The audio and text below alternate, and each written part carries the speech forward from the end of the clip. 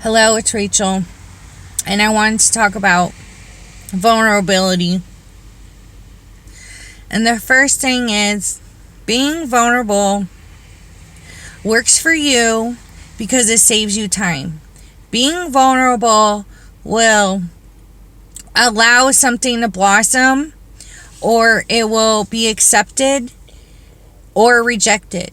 So, in the case of it being rejected, it's saving you time by rejecting it now and not months and years down the road. So, expressing yourself, exposing yourself, being transparent is being vulnerable. Being vulnerable is like wearing your heart on your sleeve. Being vulnerable is like, being very expressive, taking off your poker face.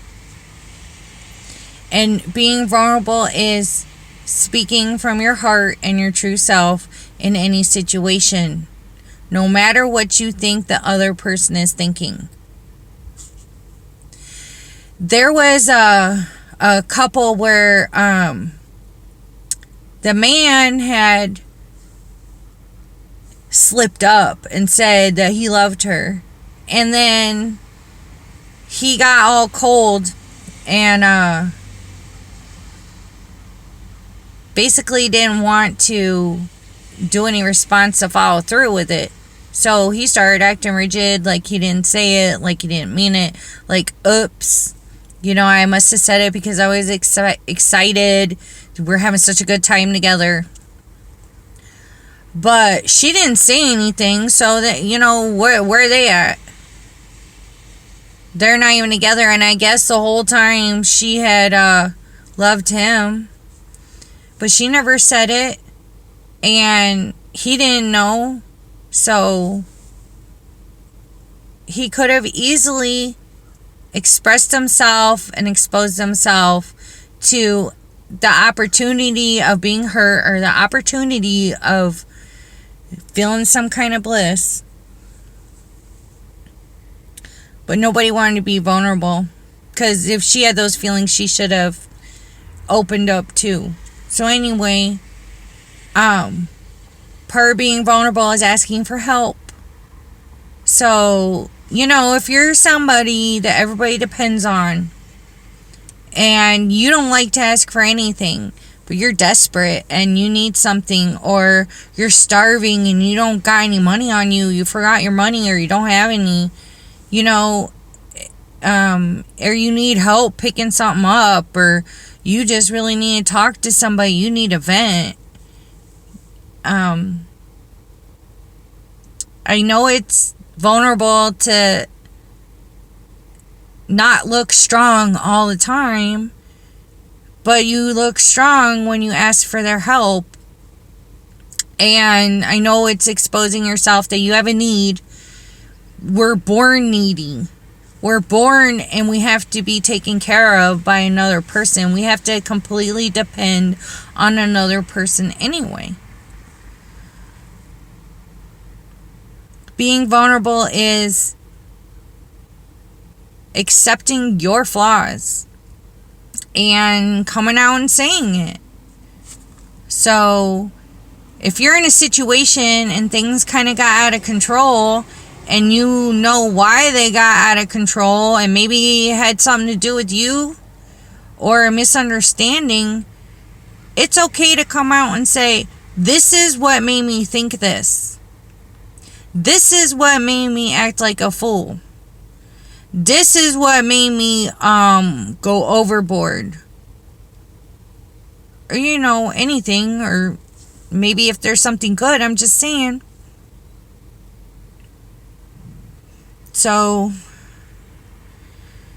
it's just really, really important. Because then what happens is, eventually the person's going to find out whatever insecurities there are. And hello, people know how to read micro expressions today, and they know how to hear the different tones of somebody's voice, and there are people that can read body language. So, hiding it is not being transparent, and hiding it is not being accepting of what is going on with you. So if you don't accept it, why should they? So if you don't accept it, why should they? Rejection. If you accept it and you share it with them, it's 50-50 chance of being rejected or not. The first one is 100% rejection. If you're doing something, you can't assume you know what the outcome's going to be. You don't know. I was working around this guy, and he was kind of like, grungy and real hard, and you would have never guessed that he was like an angel, and he was a foster parent. So and he was absolutely wonderful, but you wouldn't even want to get near the guy. Not if you saw how he was. He wasn't open body language to talk to anybody. So I could have assumed, oh my God, I can't ask for his help. Oh my God, look at him. Oh my God, he's this. Oh my God, that. He's got a problem. But nobody else better to ask for help was except from him. So there's nothing transparent about making things harder. When you're trying not to be vulnerable, it takes a lot more effort. You got to make up a whole story. You got to give yourself 100 questions and find out exactly what's going to work. Because if you're not willing to be vulnerable, that means you're willing to hide something. And I'm going to tell you what, it feels better when you're just vulnerable. Yeah, it's scary. Oh my gosh,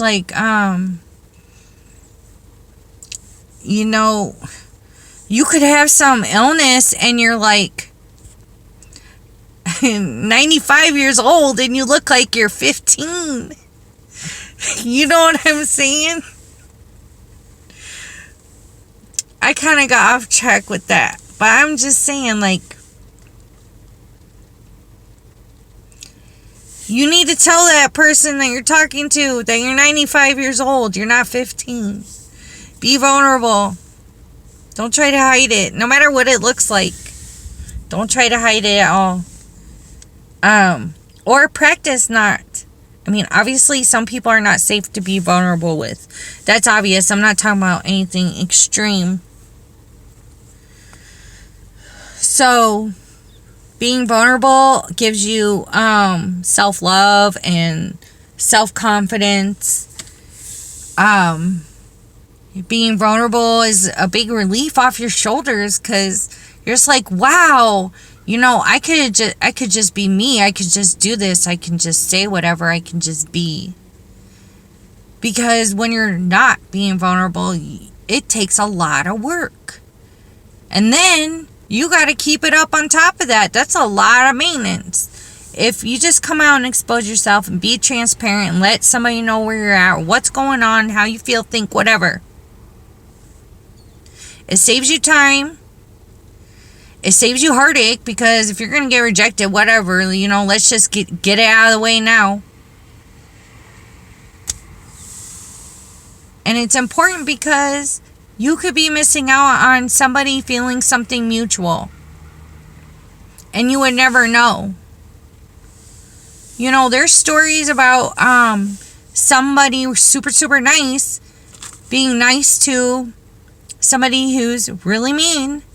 And they end up getting close. But if that super nice person would have been like everybody else, oh, this person's mean and they're always mean and they'll be mean to me just like anybody else. It's the same situation, always the same outcome. The whole dang town doesn't like this person. So you don't know. It could end up as a friendship. You could end up with a business deal. You could end up with God knows what. And people have so much to themselves that they don't share, or that we don't see, that you really don't know everything they like or what they really like. And this is really apparent when it comes to, people who are cheating, or some having affairs where they're not honest with their partner. So that's another thing. You want to save a relationship? Be honest, because you know what? You're asking it for a whole lot of trouble when you're going to stop them from finding something right. When you're going to stop them from finding true love or anything like that. You need to be vulnerable and just say, hey, we're either going to stay together because of the sex, or we're going to break up because of the sex. We'll stay together for the sex because I'll be having sex with someone else and staying married or with you. And we'll break up over the sex if it's a big deal that I'm having, either way you're breaking up or staying for the sex. Well, that would be a more like a sexless marriage or whatever. Be honest. Why go behind their back and make a big deal about it? Just be vulnerable and say, hey. And I don't mean to be mean about that. I have a problem with people being dishonest about it, because you can have an open marriage. And if it doesn't work out as an open marriage, they are going to find somebody who will love them and let them